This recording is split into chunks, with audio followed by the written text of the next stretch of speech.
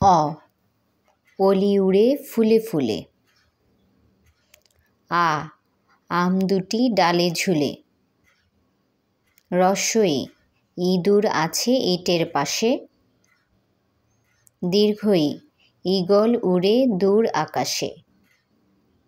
রস্য উট চলছে মরুর দেশে। দীর্ঘ উর্মি উঠে সাগর জলে।